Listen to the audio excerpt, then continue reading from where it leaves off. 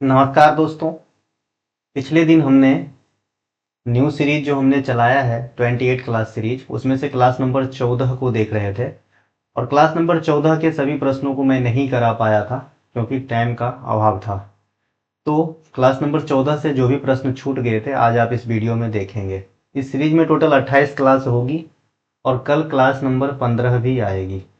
जिनको भी एसएससी के एग्जाम 2026 या फिर यूं कहे 27 में भी पास करना है तो हमारा दो सीरीज आपको फॉलो करना होगा, एक 35 क्लास सीरीज और एक 28 क्लास सीरीज, और एक मॉक टेस्ट लगाते रहना है। इतने से ही आप एग्जाम पास कर जाओगे, अटल सत्य बात बता रहा हूँ।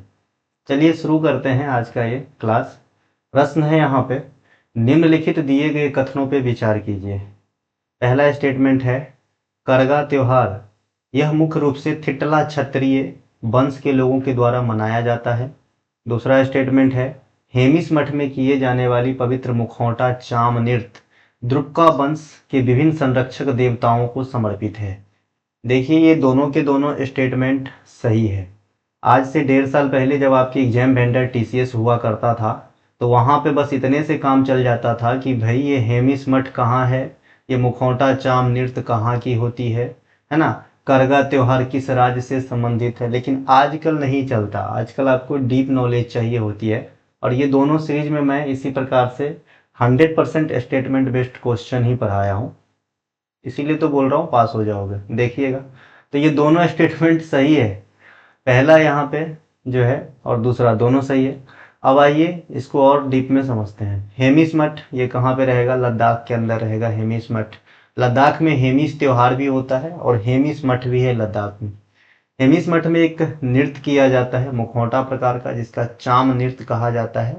ये इसका जो इतिहास रहा है, ये द्रुक्का वंश के विभिन्न संरक्षक देवताओं जो होते हैं उनको समर्पित है यह नृत्य। और यह नृत्य किस लिए किया जाता है, निगेटिविटी को भगाने के लिए किया जाता है। ठीक है भाई, इसे ध्यान रखेंगे। यहाँ पे मैंने नोट करके एक चीज लिखा है कि लद्दाख में हेमिस त्योहार होता है, हेमिस मठ भी है जैसे कि मैंने अभी कहा।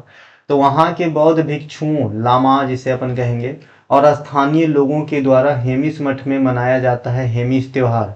यह उत्सव किससे संबंधित है, तो आप कहेंगे गुरु पद्म संभव, जो कहीं कहीं गुरु रिनपोचे के नाम से भी आप जानते हैं, तो इनको समर्पित है हेमिस त्योहार। यह भी लद्दाख में होता है।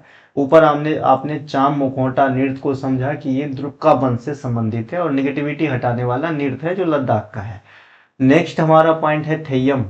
उत्तरी केरल का एक अत्यंत पवित्र नृत्य अनुष्ठान है ना, जो विशिष्ट परिवारों, कुल देवताओं, वीर पूर्वजों और देवी देवताओं जैसे रक्त चामुंडी को समर्पित है। आजकल बहुत ज्यादा ये स्टाइल आ गया है कि ये फलाना नृत्य किस देवी देवता को समर्पित है, तो इसीलिए इसे याद रखेंगे। ये जो थेयम है जो केरल का है, ये एक प्रकार का नृत्य अनुष्ठान है जो चामुंडी को समर्पित है। इनके अलावा भूतकोला, इनके बारे में मैं पहले भी आपको बता चुका हूँ, आपने पिक्चर में भी देखा होगा। कम्मा जो आपका कौन सा एक पिक्चर आया था, कंतारा, वहां पर आपने देखा होगा। ये भूतकोला कर्नाटक के तटीय क्षेत्रों में किया जाने वाला एक नृत्य विशिष्ट है, वंशों के रक्षक देवों और दिव्य आत्माओं को समर्पित है। उदाहरण के लिए पंजुर्ली देवता और गुलिगा देव, है ना, ये आपने जो है याद रखना है। इनके अलावा एक जो है कंबाला को भी दिखाया है इस पिक्चर में, जिस पिक्चर की मैंने अभी आपसे बात करा, कंतारा। कंबाला भी कर्नाटक से संबंधित है और ये भैंसों का जो है दौर होता है ना, भैंसों का दौर होता है जो कीचड़ से भरे खेतों में दौड़ाया जाता है। ठीक है। इनके अलावा खर्ची पूजा यह त्रिपुरा का त्योहार है। ठीक है। और ये जो खर्ची पूजा है ये त्रिपुरी साम्राज्य के 14 देवी देवताओं को समर्पित है, इसे ध्यान रखेंगे, है ना। त्रिपुरा के लोग इसे पैतृक देवता मानते हैं या चतुर्दश देवता भी कहते हैं। ठीक है, ये त्रिपुरा का त्योहार है आपका खर्ची पूजा। इनके अलावा इसमें जनरली सिर्फ देवताओं के मुंह की ही पूजा होती है, पूरे शरीर नहीं होते। इनके अलावा छऊ नृत्य देखिए, वैसे तो कई जगह किया जाता है, 3 जगह है फेमस रूप से, मयूरभंज, पुरुलिया और सरायकेला। ठीक है, ये 3 अलग अलग स्टेट को इंगित करता है। जैसे मयूरभंज आपके उड़ीसा में है तो उड़ीसा से संबंधित हो गया, है ना। सरायकेला आपका हो जाएगा झारखंड में, और पुरुलिया हो जाएगा आपके पश्चिम बंगाल में। तो इस 6 नृत्य के बारे में थोड़ा समझेंगे। ये ओडिशा, झारखंड और पश्चिम बंगाल में करी जाती है। इनका नाम मैंने बता दिया। इसके अलावा यह मुखौटा नृत्य है जो मूल रूप से शाही राजवंशों जैसे मयूरभंज के राजाओं के संरक्षण में विकसित हुआ था और भगवान शिव, नटराज व देवी दुर्गा को समर्पित है। देखिए, अगर इसमें भी भगवान या देवी देवता को इंगित करके पूछता है कि भाई ये किन्हें समर्पित है या किनका प्रशंसा गान है, तो आप कहेंगे शिव का और देवी दुर्गा का। ठीक है भाई। यहाँ पे मुखौटा नृत्य जरूर लिखा है, लेकिन एक क्वेश्चन यहीं से पूछा जाता है कि क्या मयूरभंज के छौ में मुखौटा का इस्तेमाल किया जाता है, तो आप कहेंगे नहीं। अन्य जो छौ है सरायकेला और पुरुलिया, वहां पे किया जाता है। ठीक है। इनके अलावा यहाँ पे नोट करके मैंने ये बात लिख भी दिया है कि मयूरभंज के जो छौ मुखौटा नृत्य होता है वहां पे मुखौटा का इस्तेमाल नहीं करा जाता है। एक अगला नृत्य है हमारा सिंगी छम, है ना। यह सिक्किम का एक प्रसिद्ध स्नो लायन बर्फानी शेर नृत्य है। स्नो लायन बर्फानी शेर, है ना, सिक्किम में किया जाता है। सिंगी चाम जो वहां के रक्षक देवता और पवित्र पर्वत कंचनजंगा को समर्पित है। कंचनजंगा को समर्पित है ये सिंगी छाम नृत्य। ठीक है। यह एक धार्मिक अनुष्ठान नृत्य है जैसे थय्यम था, जो विशेषकर एक महोत्सव होता है जिसका नाम है पांग लहाबसोल। इस महोत्सव के दौरान ये सिंगी छाम नृत्य किया जाता है पर्वत कंचनजंगा के सम्मान में, जो वहां के रक्षक देवता माने जाते हैं। कहाँ के? सिक्किम के। कंचनजंगा से एक बात आपको याद रखनी है कि ये जो कंचनजंगा है ये इंडिया का पूर्ण रूप से सबसे फर्स्ट, मतलब सबसे जो लॉन्गेस्ट पीक है, पर्वत चोटी है, सबसे लॉन्गेस्ट पीक है, पर्वत चोटी है। और दुनिया में तीसरा सबसे ऊंची पर्वत चोटी है माउंट एवरेस्ट। इसके अलावा K2 के बाद जो है ये तीसरा सबसे ऊंची चोटी है दुनिया में। और इंडिया का पूर्ण रूप से सबसे ऊंची चोटी है कंचनजंगा, जो सिक्किम में स्थित है। ठीक है। इनके अलावा मेदराम जातरा, देखिए मेदराम जातरा ये आपके तेलंगाना में एक प्रकार का मेला है, महोत्सव है ना। यह त्योहार कोया आदिवासी, कोया एक समुदाय का नाम है ना, इन जनजाति के द्वारा मनाया जाता है। इसके अलावा इनके जो देवता थे दिव्य रक्षकों समक्का और सलम्मा को समर्पित है। ठीक है। इसीलिए कभी कभी आप मेदराम जात्रा में ना ये पूरा नाम देखते होंगे, समक्का सरलम्मा मेदराम जात्रा, ऐसा भी लिखा रहता है। ठीक है। यह कुंभ मेले के बाद भारत का दूसरा सबसे बड़ा मेला है। बेटा थोड़ा दूर को और खींचो ना, फैन की आवाज आ रही है। ठीक है। तो इसे ध्यान रखेंगे मेदराम यात्रा को। लाय हरोबा, यह मणिपुर में मेतई समुदाय के विभिन्न वंशों और उनके प्राचीन देवताओं जैसे उमांग लाय, जिसे जंगल का देवता भी कहा जाता है, को समर्पित है। इसमें पूर्वजों के प्रति सम्मान प्रकट किया जाता है। तो इसे भी ध्यान रखेंगे। लाय हरोबा मणिपुर में मेतई समुदाय में, मेतई समुदाय काफी चर्चा में रहता है मणिपुर के अंदर, है ना। कई बार जो है बहुत विस्तृत रूप ले लेते हैं। वहाँ पे आपने देखे होंगे मेतई समुदाय और भी जो समुदाय हैं उनके बीच आए दिन होते रहते हैं वहाँ पे। करगा त्योहार, है ना, यह मुख्य रूप से थिट्टला क्षत्रिय वंश के लोगों द्वारा मनाया जाता है। यह त्योहार महाभारत की देवी द्रौपदी, देवी शक्ति भी बोल सकते हैं या द्रौपदी पार्टिकुलर रूप से, उनको समर्पित है, जिन्हें इस वंश की कुल देवी मानी जाती है।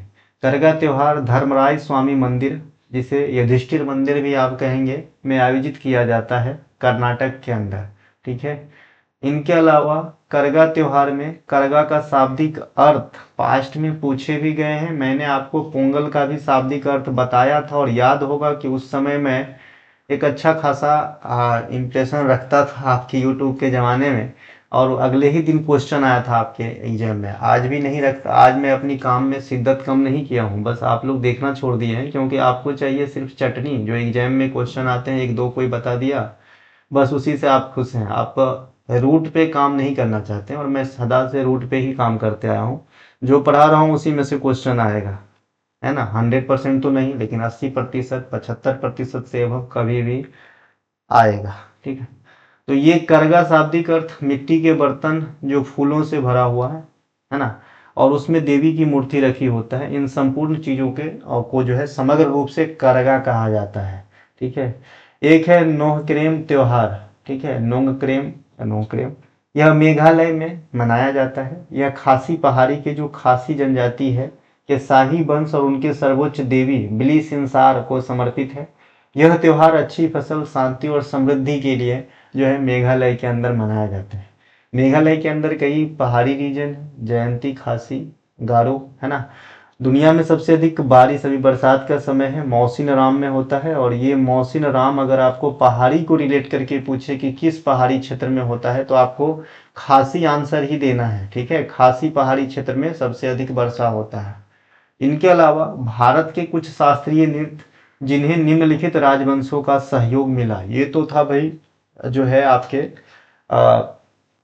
शास्त्रीय नृत्य से हटके जनजातीय प्रकार का नृत्य था, जिन्हें किसकी संरक्षण प्राप्त था, किसको समर्पित है, उनके बारे में बताया।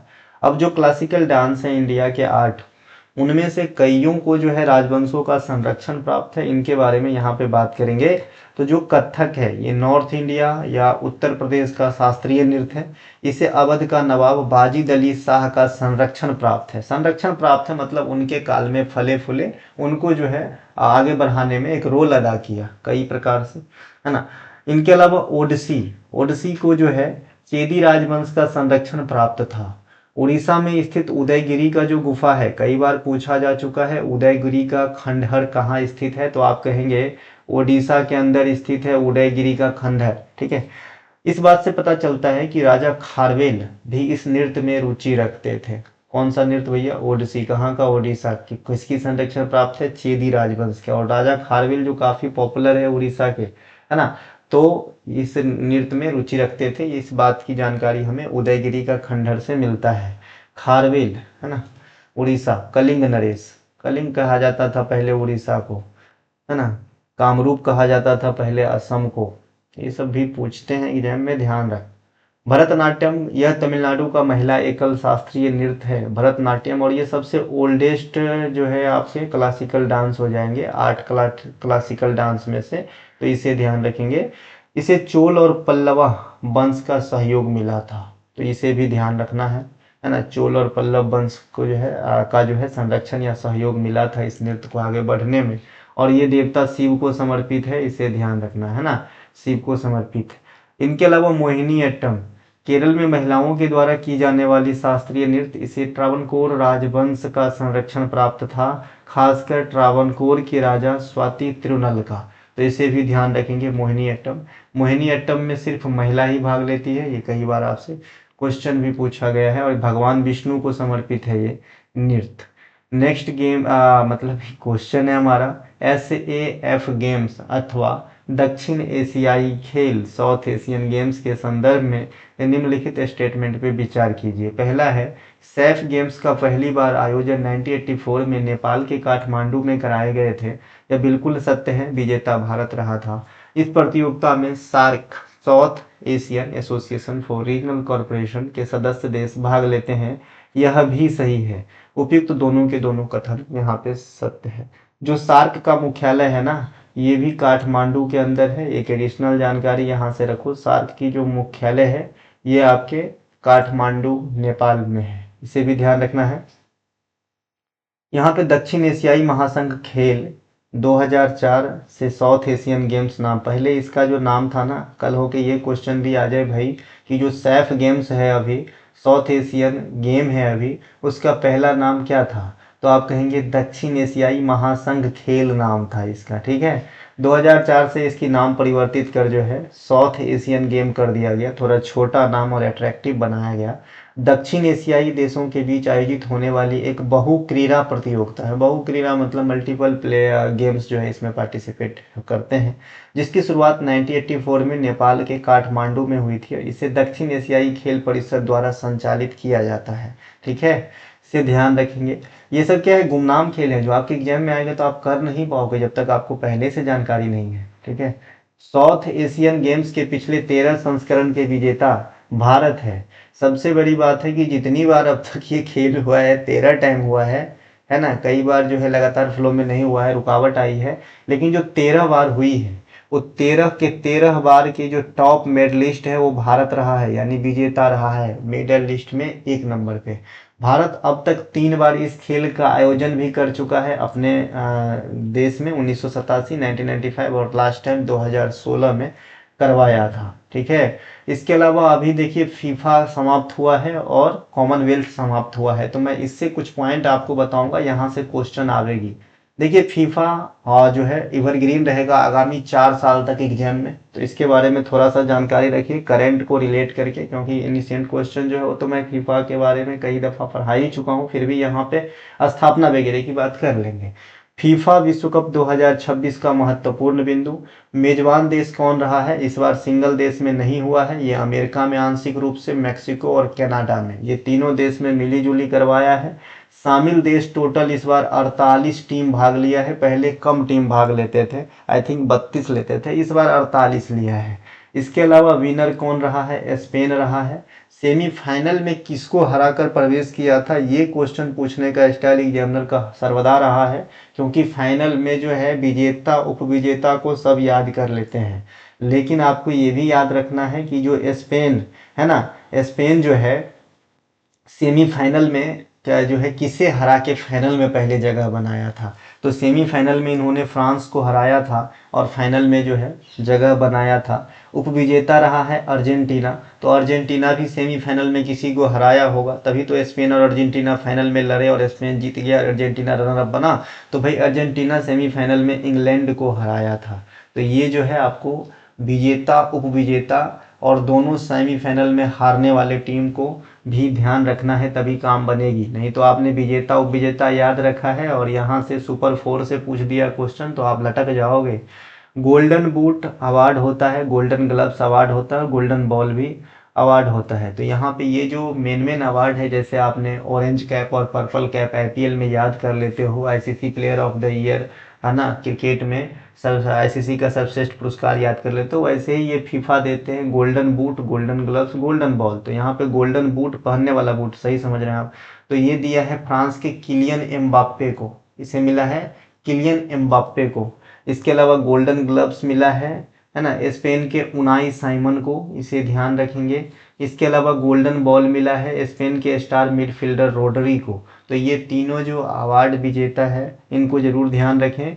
फीफा 2026 में निर्णायक मैच में सिर्फ एक ही गोल हुआ, वो भी अतिरिक्त समय में। अतिरिक्त समय आपको पता है ना, एक निर्णायक मैच में अतिरिक्त समय भी होती है ना, तो अतिरिक्त समय में एक फेरॉन टोरेस ने गोल किया और यही रुख बदल दिया और विजेता बना दिया अपने देश को। ठीक है भाई, तो इसे ध्यान रखेंगे।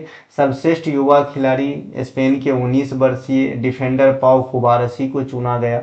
सबसे अधिक बार फीफा जीतने वाला देश ब्राजील है, 5 बार जीता है, सबसे अधिक, है ना। इनके अलावा फीफा की स्थापना 1904 में हुआ था, है ना, पेरिस फ्रांस में स्थापना हुई थी, लेकिन इसकी जो हेड क्वार्टर है ये ज्यूरिख स्विट्जरलैंड के अंदर स्थित है, इसे भी ध्यान रखेंगे। ठीक है, अभी राष्ट्रमंडल से थोड़ा बात कर लेते हैं। देखिए कॉमनवेल्थ गेम उन देशों का एकजुट खेल की जो है एक कौम है जो कभी न कभी ब्रिटिश के अधीन रहा हो, कुछ अपवाद को छोड़ के, है ना। इसे पहले ब्रिटिश एम्पायर गेम भी कहा जाता था। ये दो बात जो है आपको ध्यान रखना है, कई दफ़ा रिपीट करते हैं एग्जामिनर। इन खेलों की शुरुआत 1930 हैमिल्टन कनाडा से हुआ था, तब इसे ब्रिटिश एम्पायर गेम, यानी शुरुआत में इसे ब्रिटिश एम्पायर गेम कहा जाता था।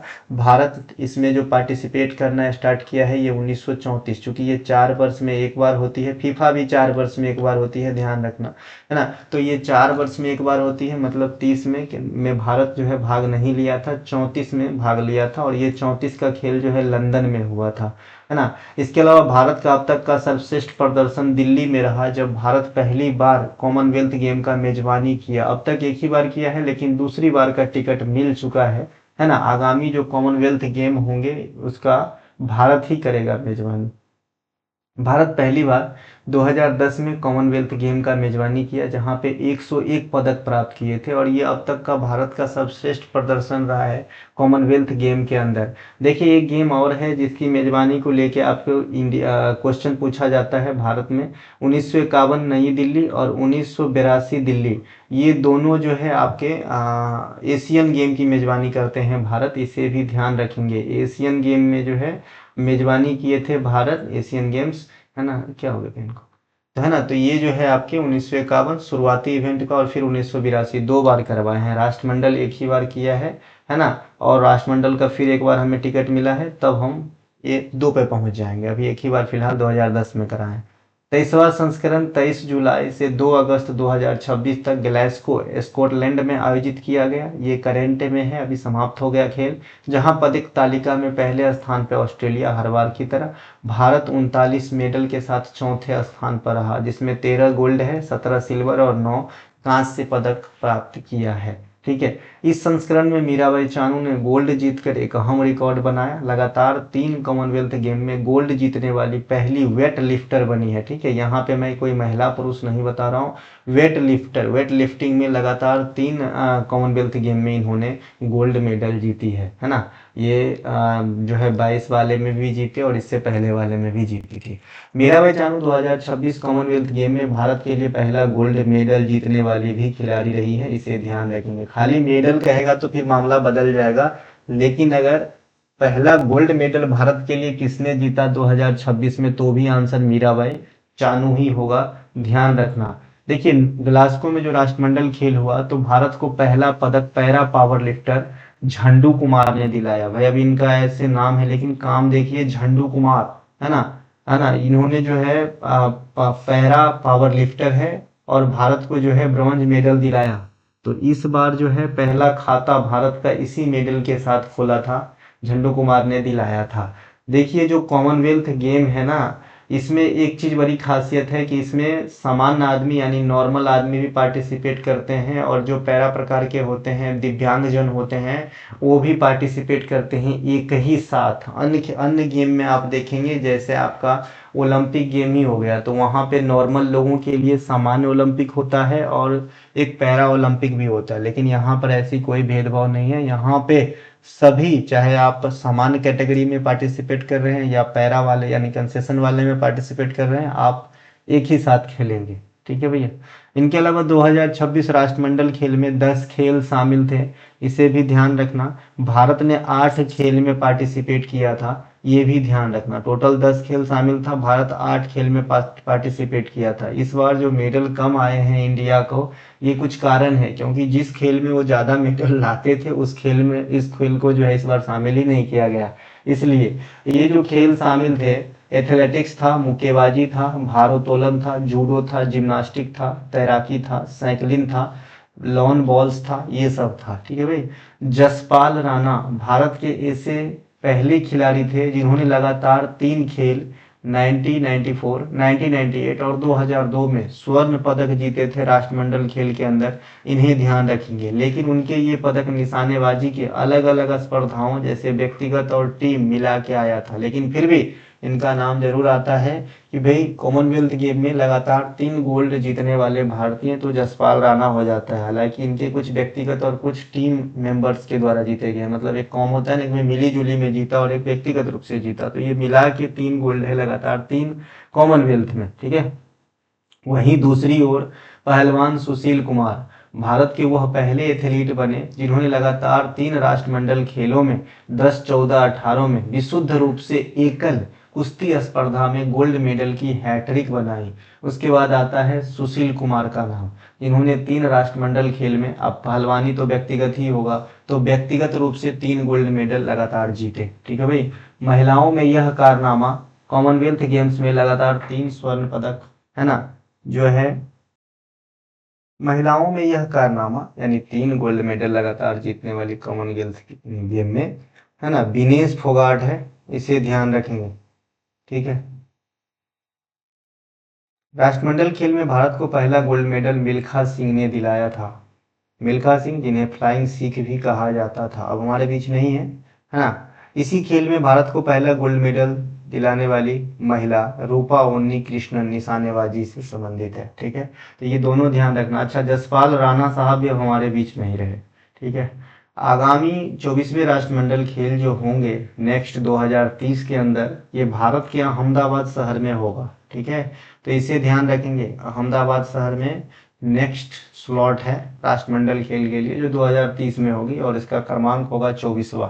नेक्स्ट क्वेश्चन है हमारा, एनबीएफसी एमएफआई कंपनियों के संदर्भ में निम्नलिखित कथनों पर विचार कीजिए। ठीक है। वाणिज्यिक बैंक ग्राहकों से मांग जमा, डिमांड डिपॉजिट स्वीकार कर सकते हैं, जबकि सूक्ष्म वित्त संस्थान जो एमएफआई होते हैं को यह अधिकार नहीं है। यह बिल्कुल सत्य है, यह सबसे बड़ा अंतर है। जैसे आप बैंक में जाते हो, आप सेविंग करंट अकाउंट खुला सकते हो, ठीक है, कि अब जब चाहो तब आप पैसा निकाल सकते हो, डाल सकते हो, लेकिन यह जो है सुविधा एमएफआईज के अंदर नहीं होती है। तो यह स्टेटमेंट आपका सही हो जाता है। दूसरा स्टेटमेंट है कि एमएफआई कंपनियां अपने नाम से चेक जारी करने के लिए विधिक रूप से अधिकृत नहीं होते हैं, क्योंकि ये भुगतान प्रणाली का हिस्सा नहीं होता है। वहाँ पे ये जो है भुगतान प्रणाली का मेंबर नहीं होता है, इसीलिए यह अपने नाम का चेक भी जारी नहीं कर सकता, जबकि सभी कमर्शियल बैंक अपने नाम की चेक जारी कर सकते हैं। तो ये दोनों के दोनों स्टेटमेंट सही है। कैसे सही है उसको मैं अंतर बैंक में दिखाते हुए बता दिया मौखिक रूप से।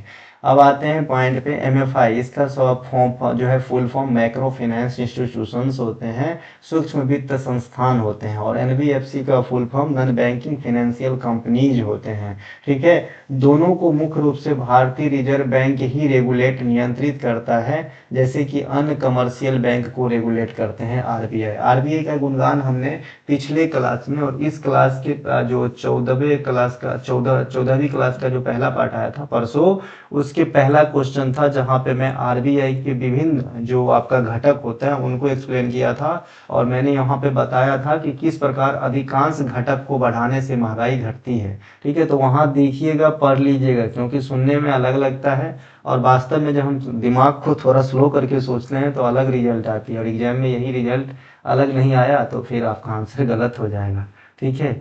व्यावसायिक बैंकों के विपरीत गैर बैंकिंग वित्तीय कंपनियां, सूक्ष्म वित्त संस्थान देश की औपचारिक भुगतान और निपटान प्रणाली पेमेंट एंड सेटलमेंट सिस्टम का प्रत्यक्ष हिस्सा नहीं होता, जैसा कि मैंने अभी कहा। इसी कारण वे चेक जारी नहीं कर सकता है। वे मांग जमा डिमांड डिपॉजिट भी स्वीकार नहीं कर सकते हैं। डिमांड डिपॉजिट, मांग जमा आप समझ रहे हैं, जैसे सेविंग अकाउंट हो गया, करंट अकाउंट हो गया। मांग जमा मतलब ऐसा है कि जैसे मान लीजिए आपके सेविंग अकाउंट में आज 500 रुपया पड़ा हुआ है, शाम को आपको सब्जी लेना है और आपके पास पैसा नहीं है, आप एटीएम जाएंगे, फटाक से अपना पिन वगैरह कार्ड डालेंगे और फटाक से निकाल लेंगे। इसमें बैंक से पूछने की कोई ज़रूरत नहीं है कि मैं कब पैसा उसमें डाल रहा हूँ, कब निकाल रहा हूँ। तो इस प्रकार की फैसिलिटी आपको एमएफआई के अंदर नहीं देखने को मिलेगा, ठीक है। हालांकि कुछ एमएफआई कंपनियां जो है आपका फिक्स डिपॉजिट स्वीकार करता है। फिक्स डिपॉजिट, वो भी सभी नहीं। फिक्स डिपॉजिट मतलब एक बार आपने पैसा दिया तो न्यूनतम जो एक एग्रीमेंट होगा कि भाई मैं 1 साल 5 साल के लिए जमा करूंगा, उससे पहले आप पैसे नहीं निकाल सकते, ठीक है। यहाँ पे नोट करके लिख दिया हूँ। ये डिमांड डिपॉजिट तो नहीं स्वीकार करते हैं, लेकिन ये फिक्स डिपॉजिट स्वीकार कर सकते हैं, एफडी कर सकते हैं आप इसके पास, ठीक है। इनके अलावा सूक्ष्म वित्त संस्थान जो एमएफआई है, मुख्य रूप से समाज में निम्न आय वर्ग, जिनकी आय इनकम कम है और कोलेटरल मुक्त, यानी जो है ज़्यादा भेदभाव नहीं, मतलब ज़्यादा बहुत ज़्यादा गारंटी पेरेंटी नहीं, अल्पकालिक ऋण प्रदान करता है, ठीक है। अब मान लीजिए हम रोज का 200 रुपया ही कमा रहे हैं, मुझे 20,000 रुपया अगर इधर की कमर्शियल बैंक से लेना पड़े तो नहीं देगा, ठीक है, लेकिन ये आपको दे देगा तो उसके बदले आपसे भी कुछ इसको लालच होगा। तो लालच क्या है, ये इंटरेस्ट रेट ज़्यादा रखता है। देखिए इसमें जोखिम ज़्यादा है ना, इसको नहीं समझे, मैं आगे समझाता हूँ, पहले इस लाइन को समझ लीजिए। सूक्ष्म वित्त संस्थान मुख्य रूप से समाज में निम्न आय वर्ग और कोलेटरल मुक्त अल्पकालिक ऋण प्रदान करने पर ध्यान केंद्रित करते हैं, जिससे उनकी वित्तीय संरचना में साख सृजन की क्षमता बैंकों की तुलना में सीमित होती है, ठीक है। अब नेक्स्ट है हमारा, बैंक की तुलना में जो एमएफआईज है कि ब्याज दर अधिक होती है। बस इसी बात से ऊपर के लाइन को आपको समझना है। देखिए जो कमर्शियल बैंक होती है वो ज़्यादा उस लोगों को लोन, जैसे मैं चला गया और कोई एक बिजनेसमैन आ गया जिसकी ज़्यादा लेन देन है, बहुत ज़्यादा व्यापार फैला हुआ है, तो पहले मुझे लोन देगा कि पहले उनको देगा? तो पहले उनको देगा, क्योंकि उसको लालच भी है कि आज लेगा कल भी लेगा, दे भी देगा, दिख रहा है इतना संपत्ति प्रॉपर्टी चलता है, मेरे पास क्या एक फिक्स इनकम है, तो मुझे भी तो देगा, सरकारी आदमी हूँ तो देगा। लेकिन जैसे आप एक बिना सरकारी आदमी और एक सरकारी आदमी जाए, ये समझना ज़्यादा ठीक रहेगा। तो सरकारी आदमी को जल्दी लोन देगा, क्यों? क्योंकि वहाँ पे जोखिम कम है, वो देख रहा है कि इसके अकाउंट में हर महीना पैसा आ रहा है। लेकिन जो सरकारी आदमी नहीं है ना, और निम्न आय रखता है अपने आप को, तो उसे लोन देने में आनाकानी करेगा। लेकिन आप एमएफआई के पास जाओगे, है ना, तो ये ज़्यादा आपसे जो है ज़्यादा छानबीन नहीं करेगा, लोन तो देगा, है ना, लेकिन ब्याज दर काफ़ी जो है हाई रहता है कमर्शियल बैंक के तुलना में। क्यों? क्योंकि जोखिम भी तो हाई है। मान लीजिए चुकाया ही नहीं, भाग गया कहीं, है ना, नियम तो है लेकिन फिर भी वो रिस्क उठाता है, इसीलिए ब्याज ज़्यादा लेता है। तो कमर्शियल बैंक की तुलना में एमएफआई ब्याज अधिक लेगा। इसके अलावा एनबीएफसी एमएफआई नामक नई श्रेणी बनाने के लिए मालेगांव समिति ने सिफारिश किया था। इसे ध्यान रखेंगे, एनबीएफसी एमएफआई नामक नई श्रेणी की जो डिमांड किए थे ये है भैया आपका मालेगांव समिति। इनके अलावा मैक्रो फाइनेंस का जनक जो है बांग्लादेश के प्रसिद्ध अर्थशास्त्री प्रोफेसर मोहम्मद यूनिस को कहा जाता है, जो बांग्लादेश के अंतरिम सरकार में हेड भी रहे थे जब बांग्लादेश में उथल पुथल हुआ था। भारत का पहला सूक्ष्म वित्तीय संस्थान एमएफआई सेवा बैंक है जो 1974 में आया था, इसे ध्यान रखेंगे। अच्छा, ये जो मोहम्मद यूनिस है इन्हें नोबेल पुरस्कार भी दिया जा चुका है। नेक्स्ट है ग्रीन हाइड्रोजन हब परियोजना के संदर्भ में निम्नलिखित कथनों पर विचार कीजिए। पहला स्टेटमेंट है, देश का पहला ग्रीन हाइड्रोजन हब परियोजना एनटीपीसी ग्रीन एनर्जी लिमिटेड द्वारा स्थापित किया जा रहा है। बिल्कुल सही है। अरे ये एनटीपीसी रेलवे वाला नहीं है, ये आपका जो है बिजली उत्पादन करने वाली कंपनी है।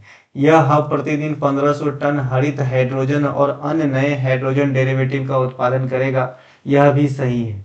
ये दोनों के दोनों स्टेटमेंट सही है और ये करंट का क्वेश्चन है, याद रखिए। जिस प्रकार से जो आपका सेमी कंडक्टर से क्वेश्चन काफी दिन एग्जाम में आया, उसी प्रकार से यह भी एग्जाम में क्वेश्चन काफी दिन आते रहेंगे, कई सारे एग्जाम में आएंगे जब तक पुराना ना हो जाए। जनवरी 2025 को आंध्र प्रदेश में विशाखापत्तनम के पास पुदिमदका में राष्ट्रीय हरित हाइड्रोजन मिशन के तहत देश की पहली ग्रीन हाइड्रोजन हब परियोजना का आधारशिला पीएम मोदी रखी थी। यह एनटीपीसी ग्रीन एनर्जी लिमिटेड द्वारा स्थापित किया जा रहा है। यह हब प्रतिदिन 1500 टन हरित हाइड्रोजन और 7500 टन हरित हाइड्रोजन डेरिवेटिव जैसे हरित मेथेनॉल, हरित यूरिया ईटीसी का उत्पादन करेगा। ठीक है। इनके अलावा हरित हाइड्रोजन के लिए इलेक्ट्रोलाइसिस के माध्यम से पानी को हाइड्रोजन और ऑक्सीजन अणुओं में विभाजित किया जाता है। ये है हरित हाइड्रोजन कैसे तैयार किया जाता है, इसके लिए मैंने बताया इलेक्ट्रोलाइसिस की प्रक्रिया अपनाई जाती है। इलेक्ट्रोलाइसिस किसका होगा? पानी का होगा, जिसमें हाइड्रोजन और ऑक्सीजन अलग हो जाते हैं। क्योंकि इस प्रक्रिया में कोई भी कार्बन रिलीज नहीं होता, इसीलिए इसे हरित हाइड्रोजन कहते हैं। नहीं तो आप सिर्फ हाइड्रोजन की उत्पत्ति भी बोल सकते हो, है ना। हरित इसलिए क्योंकि कार्बन का कोई यहाँ पे उत्सर्जन नहीं होता। ठीक है। यहाँ पे मैंने नीचे इक्वेशन डाल दिया है 2H2O प्लस ग्रीन इलेक्ट्रिसिटी। कोई भी आप जैसे इलेक्ट्रिसिटी देंगे इसको, है ना, तो ये जो है अलग हो जाएगा, H2 अलग हो जाएगा, O2 अलग हो जाएगा, है ना। ये जो है विखंडन अभिक्रिया का भी वियोजन अभिक्रिया का भी उदाहरण है। वियोजन अभिक्रिया, संयोजन अभिक्रिया, रेडॉक्स अभिक्रिया, अवकरण, ऑक्सीकरण, है ना।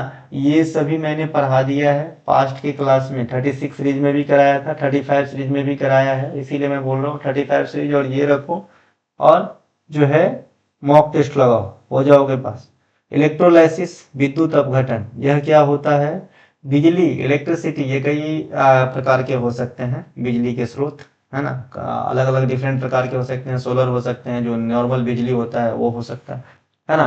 करके किसी रासायनिक यौगिक केमिकल कंपाउंड को उसके मूल तत्वों में तोड़ना होता है। जैसे अभी H2 एक कंपाउंड है, यौगिक है, जो जल है, इसको मूल तत्व हाइड्रोजन और ऑक्सीजन में तोड़ा, है ना, तो इसे अपन इलेक्ट्रोलाइसिस कहते हैं। यह एक वियोजन अभिक्रिया भी होता है, क्योंकि मैंने बताया था वियोजन अभिक्रिया में क्या होता है, एक कंपाउंड जो है अलग अलग चीजों में टूटेगा। और संयोजन अभिक्रिया क्या होता है? दो अलग अलग एलिमेंट्स जुड़ के एक नई कंपाउंड का निर्माण करेगा, इसे संयोजन अभिक्रिया कहते हैं, इसे वियोजन अभिक्रिया कहते हैं। ठीक है भाई। इनके अलावा इंडिया सेमी कंडक्टर मिशन की शुरुआत 2021 में किया था। ठीक है। इलेक्ट्रॉनिक और सूचना प्रौद्योगिकी मंत्रालय के तहत, है ना, सेमीकंडक्टर मिशन की शुरुआत करा गया था। सेमीकंडक्टर नीति अपनाने वाला देश का पहला राज्य अपना गुजरात था। यहाँ पे नोट करके मैंने लिखा है सेमीकॉन इंडिया 2.0 को केंद्रीय बजट 2026-27 में घोषित किया गया है। तो अगर सेमीकॉन इंडिया 2.0 की शुरुआत पूछता है तो 26-27 देना है आंसर, ना कि 21। देश की पहली कमर्शियल सेमीकंडक्टर फैब चिप निर्माण फैक्ट्री टाटा इलेक्ट्रॉनिक्स द्वारा ताइवान की पीएसएमसी के सहयोग से धोलेरा गुजरात में स्थापित किया गया था, इसे ध्यान रखेंगे। ताइवान जो है सेमीकंडक्टर का बहुत बड़ा जो है प्रोड्यूसर है। इनके अलावा भारत का सिलिकॉन वैली बेंगलुरु को कहा जाता है, उसे ध्यान रखना। इनके अलावा विक्रम 3201 रॉकेट और उपग्रहों के लिए पूर्णतः भारत में निर्मित पहला 32 बीट प्रोसेसर है। गगनयान और भविष्य के चंद्र अन्वेषण जैसे मिशनों के लिए दिमाग के रूप में कार्य करेगा। इसका निर्माण भारतीय अंतरिक्ष अनुसंधान संगठन इसरो के द्वारा किया गया था। भारत का सिलिकॉन वैली बंगलुरु को कहा जाता है, इसे भी ध्यान रखेंगे। इसरो की स्थापना 1969 में हुआ था, ठीक है, इसे भी ध्यान रखेंगे ना भैया। इसके अलावा ये था इस वीडियो का लास्ट क्वेश्चन। अच्छा लगे तो लाइक करें, अपने दोस्तों को शेयर करें। हमारा कोई सा भी कंटेंट चाहिए है ना, ई बुक या PDF, तो डिस्क्रिप्शन में लिंक भी दिया गया है, या एक मोबाइल नंबर है 939372693225, इस पे आपको व्हाट्सअप करनी होती है और एक छोटी सी फी अदा करके कंटेंट को लेकर के पढ़ के अपनी जर्नी को सफल करना होता है। हमारा एक प्रयास है आपको वहां तक पहुंचाना, है ना। चलिए मिलेंगे अगले वीडियो में, तब तक के लिए जय हिंद।